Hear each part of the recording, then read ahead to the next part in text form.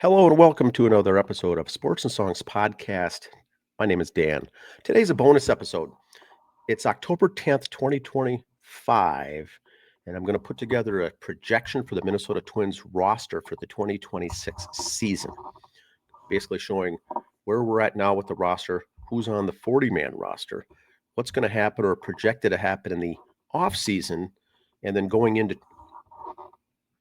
breaking camp from spring training. Where does this team look to be from a roster perspective? Who's where? What do we need in the offseason? What don't we need? And how did we benefit from the fire sale trade at the trade deadline last season with all those new players coming in? I'll show you the impact of the benefit of some of those new guys coming in and where they're going to be slotted. Let's share the screen here and see where we're at. This is going to be interesting to see. Now, my spreadsheet here is showing the Minnesota Twins 40-man roster as it sits right now. And the spreadsheet that I've got monitors all of the minor league affiliates and the rookie league, going down to a grand total here of 291 players in the Twins organization that I track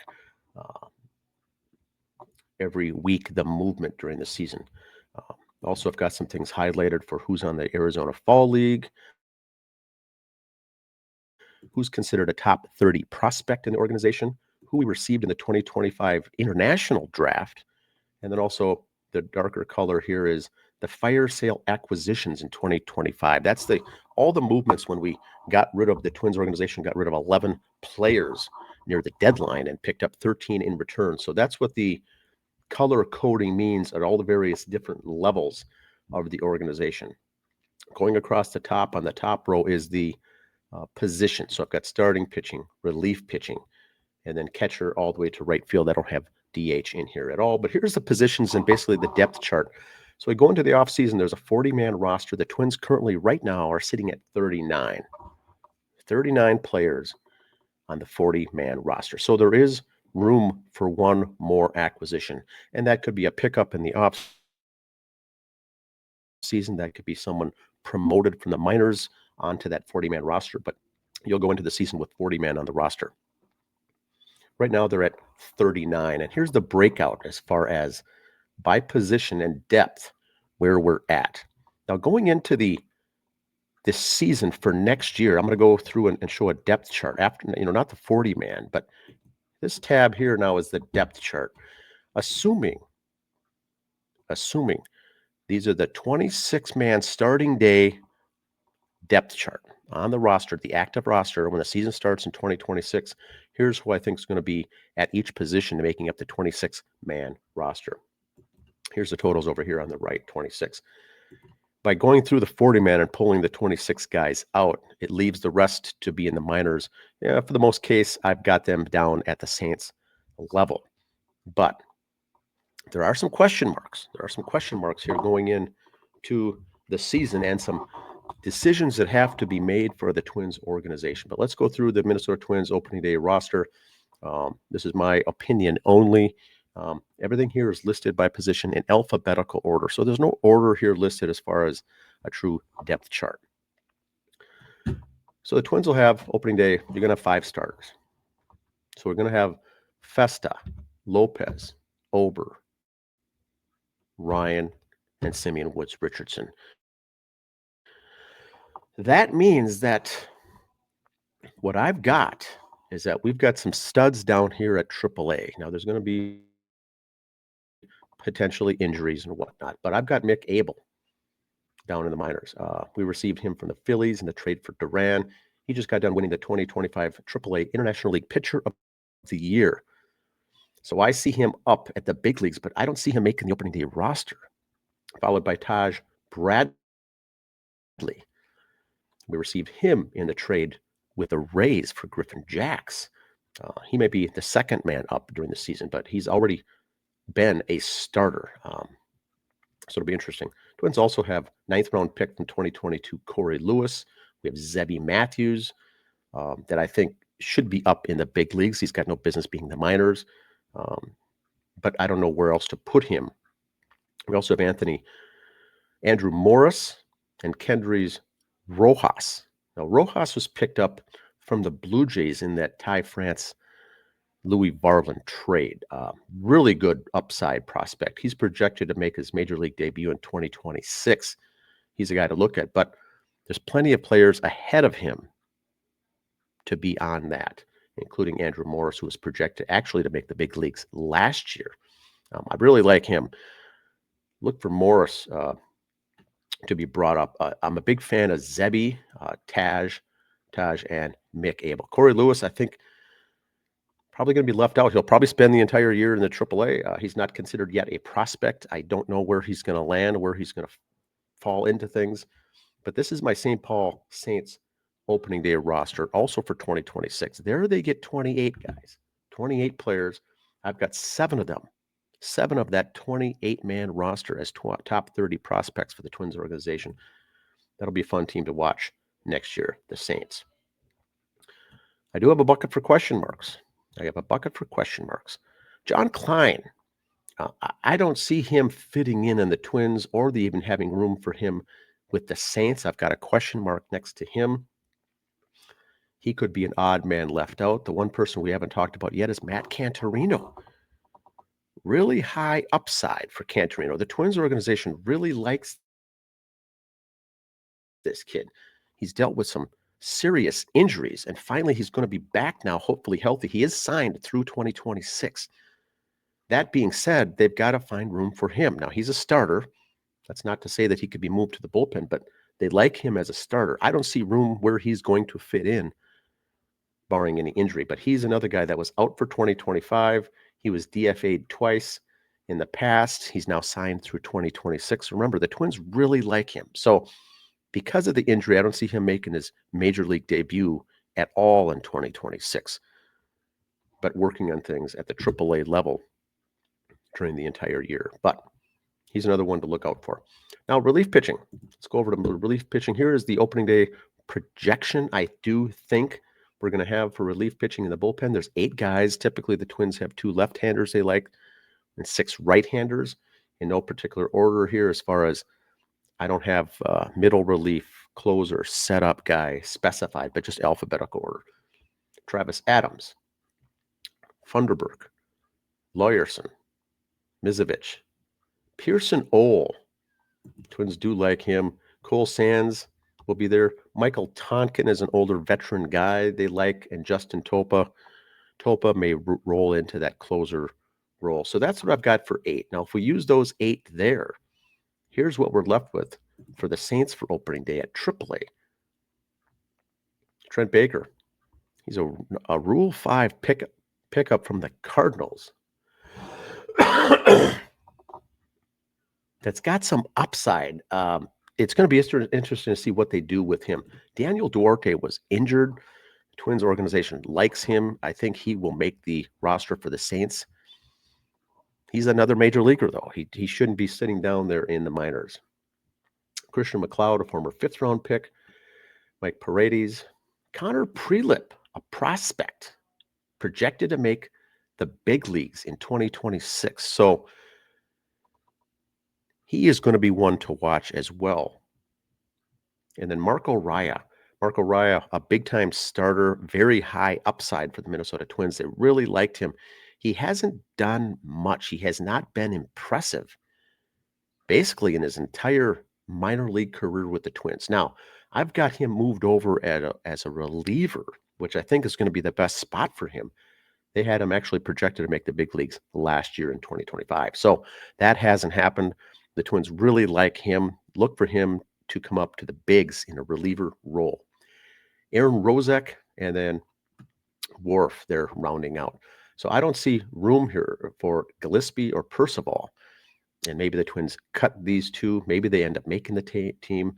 I don't know what's going to happen with those 2 gentlemen. Now, what I do have projected here from the current roster is Cabrera in a reliever role and Hatch not making the team. I don't see them around for the Minnesota Twins. Both were bullpen guys that they picked up, Cabrera and Hatch. My projections here are assuming that they're gone, is what I'm basing my information on here. Now let's move over to catchers. The assumption here is that Vasquez is out. He signed a three-year, $30 million deal for the Twins to be a veteran backup catcher. Very good defensively, great in the clubhouse, great veteran. That has, I think, been a mistake as far as the rate that they paid him at.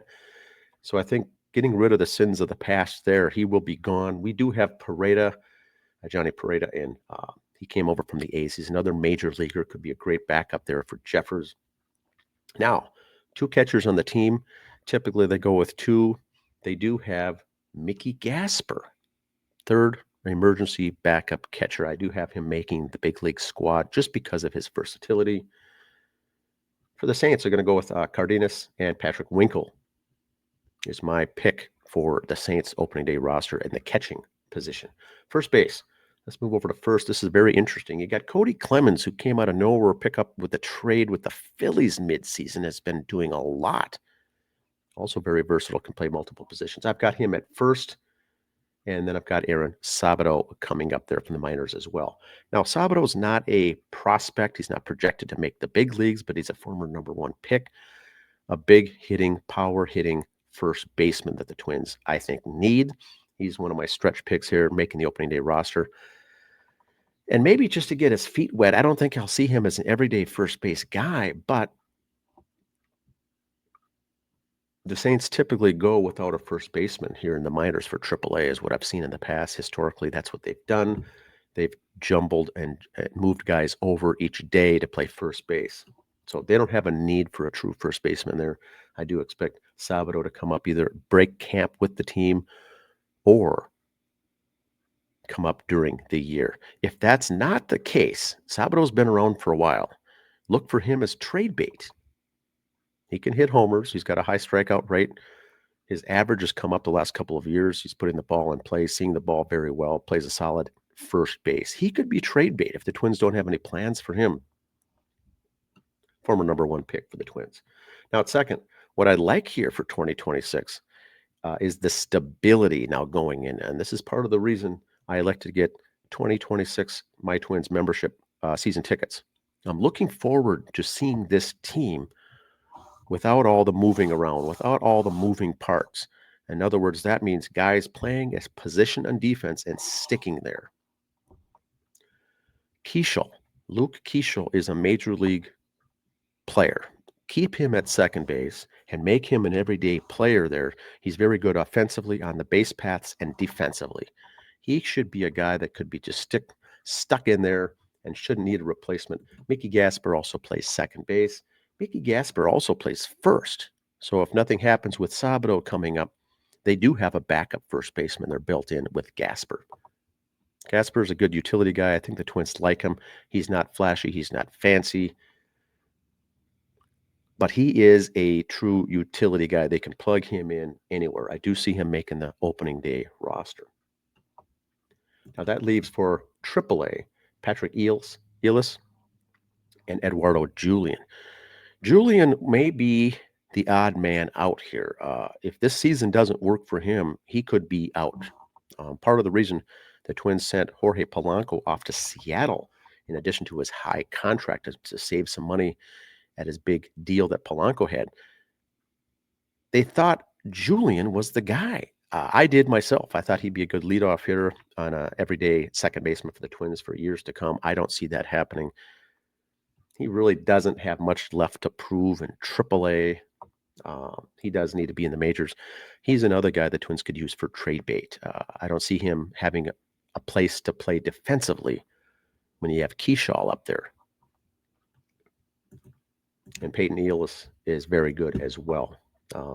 Formerly, I think he was a prospect. He dropped off that list, but still a very good player. Now we go to shortstop. The best thing about the Twins going in 2026 is having an everyday shortstop that's not moving around, that's playing his true position. Brooks Lee, every day at shortstop, is going to be, I think, what this team needs.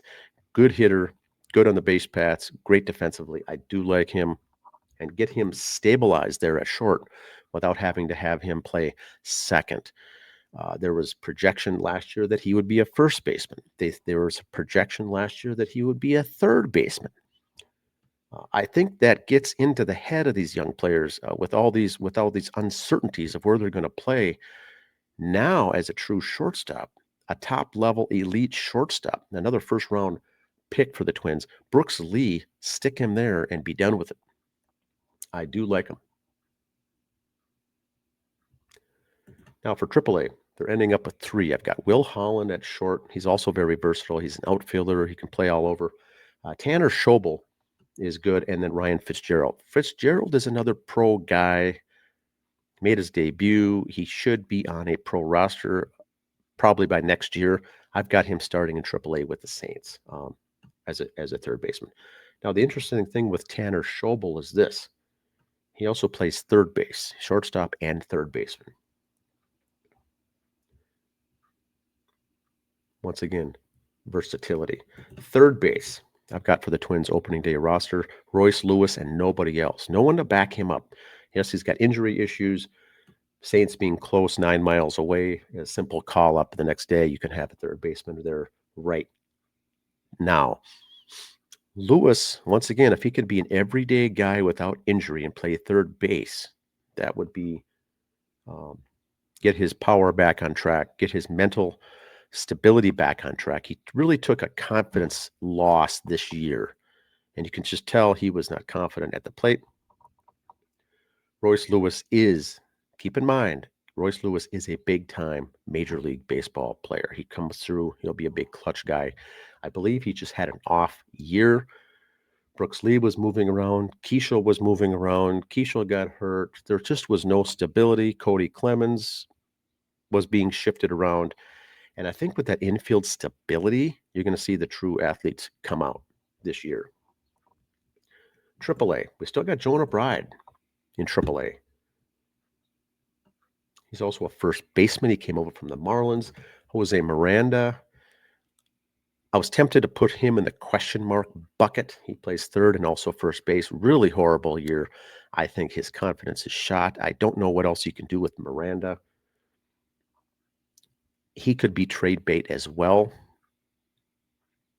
I don't know if I would say he's wasting his time in AAA, but he's another guy that has played a lot of games at the major league level and does not probably like the fact that he's in the AAA. He could go somewhere in the version of a trade or something and get a new scenery could be good for him. I just don't think he has potential here for the Minnesota Twins going forward. Now let's go to the outfield. I do have it broken down by left, right, and center. I could have had a breakdown by center field and corner outfield because I think there's a big distinction between the two. You're either a center fielder or a corner outfielder. One thing that I am glad now that Rocco Baldelli's out, one of the things I did not like is having him move around corner outfield guys to play center field. Big difference. Center fielders should be playing center field only. Corner outfielders can flip-flop between left and right. I do not like plugging those guys into play center. So we got Trevor Larnach. I think it's going to be your DH and play left. Austin Martin is another guy that's versatile in left or right. Also plays second base and shortstop. So another utility guy. If someone's hurt, injured, or whatever, you got Martin that you can bring in there. Really had a great season last year at the plate. And so now he's hitting, I think, where he needs to be at in the 290s. Close to 300 hitter, Austin Martin. I do like him. Now they went out and got Alan Roden. Third baseman. Left fielder also plays first. So if the Aaron Sabato deal does not work out, if he does not come up, they still have Roden that they may slide over and be a backup first baseman. So they only need to carry one Cody Clemens on the roster. He's an interesting pick. They did pick him. He's a major league guy. He can play. He's another one to watch. They got him from the Blue Jays in exchange for France and Louis Varland. So Roden, once he's healthy, 2026, look for him to play first or left field. I do like him. I would keep a true center fielder, Buxton, in center, make him play every day. If he gets hurt, we got guys to come up. We got plenty of guys to come up that can play center, but Buxton went 2025, basically a full season uninjured. great at the plate, great on the base paths, great defensively. This should be an exciting ball club to watch in 2026. Buxton in center, Matt Wallner in right, power hitting local Minnesotan from Forest Lake in right field. Do like him. Now, let's go now to the Saints. This is where it gets interesting. Gabriel Gonzalez, a high prospect expected to make the majors in 2027. I repeat, 2027. What he did last year in 2025, I'm surprised he's not projected to make the team in 2026 already. This is one of the best outfielders the Minnesota Twins have in the outfield. But because there's guys ahead of him, he's in a tricky little predicament. Check this out. Walker Jenkins projected as a top 30 prospect, actually number 10 overall in the MLB Pipeline 100. The top 10 player in the nation that's in the minors have yet to make his debut is Walker Jenkins. Another center field guy. They've been moving him around maybe to have him play corner as well. Look for him to come up, but it's probably going to be later in the year before he comes up because you got Emmanuel Rodriguez, also projected to make his big league debut already last year. He fought through some injuries, very good, very talented center fielder, but did not have a good year at the plate in the minors in 2025. Big things for Rodriguez. Now, he is the number 69 overall major league player in the minors right now, top 100 prospect in Major League Baseball.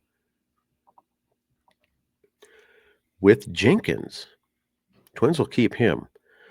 Rodriguez could be a favorable trade bait is the other thing to think of, to keep in mind.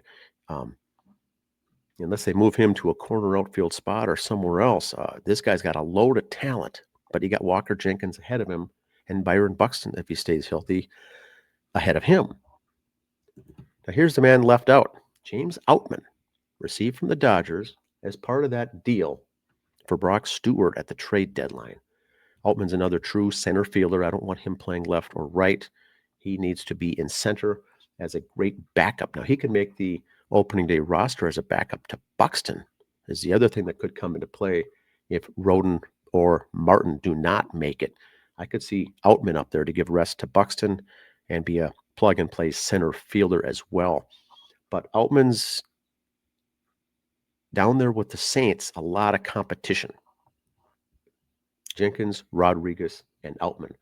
Rodriguez is the odd man out, I think, as far as because he had such a bad year and his injuries. Jenkins is projected to make his debut in 2026, which is already next year. So we'll see what happens there, but I think Outman is the first guy to get called up in the big leagues and could serve as a good backup there for Buxton.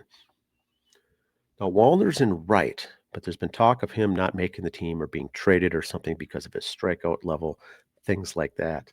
Now, let's assume here now that he is going to make it and come in healthy for the year and work on his hitting, strikeout, reducing that strikeout rate. Now, you still have Kyler Fedko. Fedko arguably had one of the best seasons in all the Twins organization minor league system last year. He's done pretty much all he can do at the minor league level.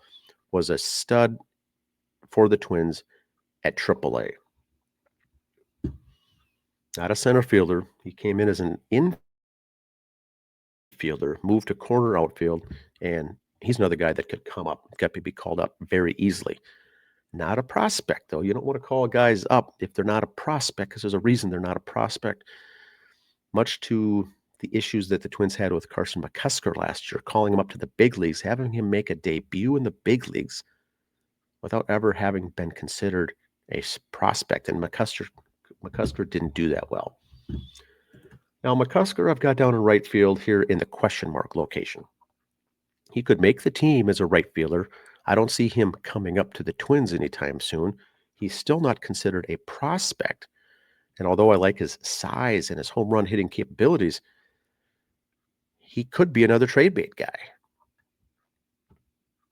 Now look here in center, Deshaun Kiersey Jr. Talk about an odd man out. Highly touted player, prospect for the Twins minor league a couple of years ago. Came up, could not do really anything at the plate. He's got great skills in center, great skills on the base paths. But with those three true center fielders ahead of him on the Saints, I don't know what's going to happen to Deshaun Kiersey Jr. Look for him as a trade bait as well. Other teams could snatch him up with his skills and his skill set. We could get something very favorable in return for him. So this is my group of guys here for the Saints that I've got question marks behind that should make the team. But when you have a 28-man roster, and I've already got everyone locked in here as far as my projections, these are the players left out. Something could happen. They could be possible potential trade bait. So overall, I'm not going to go through the minor league projections for the year. But overall, as you look at the 26-man roster for the Twins, I don't have any holes. I don't have any needs as far as off-season, hot stove, big-time transactions that the Twins need to make. Looking at this, I'd be perfectly happy if the Twins didn't make any moves at the winter hot stove offseason. There should be nothing there because they're so deep in the players they received in all that trades with the fire sale. They are so deep that I think that the AAA St. Paul Saints will be bursting at the seams as far as too many guys there. By the nature of the beast, you're going to have injuries. The new 30-man top 30 prospect list is out for the Twins. I've got their here in shading along with the year they're expected to make their debut with the Twins. And as you go down here, there's a lot of depth at pitching all the way down and at other various locations. But there is some talent on the squad. Everyone stays healthy. This could be a fun team to watch this year. I think the 2024 month of September, when the Twins did so bad, it got into their heads. They never really got out of it, and they started in a funk in 2025. A lot of players playing different positions throughout the year. And I think the stability is going to be a big thing. If the Twins could have a stable defense and leave the utility guys moving around to the utility players, not the regulars. Have the utilities be the guys jumping around, playing different positions as needed. Cody Clemens, Mickey Gasper. But if you keep Lee at short, Lewis at third, Keyshaw at second, Cody Clemens was a great find. One of the best acquisitions over the year was Cody Clemens there and has rolled into a nice spot at first. So keep in mind with the Aaron Sabato type of guys. Other than that, Twins are set at pitching, relief pitching, infield, outfield, DH. They should be pretty set. Now, this model doesn't take into account anyone in the offseason being re-signed, a bigger deal, arbitration types of things going on. This is just as where we stand today. I don't see a need for the offseason for the Twins to make a big splash in offseason acquisitions. Whether they're trying to keep payroll down or not, it's going to be down. Just by the nature of the beast, all the big players were gone. And instead of letting those players go at the end of the year and getting nothing in return, the Twins as an organization made a wise choice to get players in return and get the big bucket, big salary guys off the roster and get someone in return. Anyway, we got 13 players in that trade deadline fiasco, a fire sale as some call it. But some are young. Many are at the AA, AAA level that could come up right away. And handful of those are already at the major league level. Please leave your comments down below if you have any pros or cons, or anything I'm missing here. But it should be a fun team to watch. I am signing up for my tickets. I'm looking forward to the 2026 season to get to a bunch of games.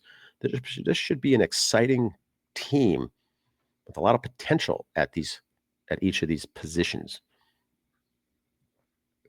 Have a good day.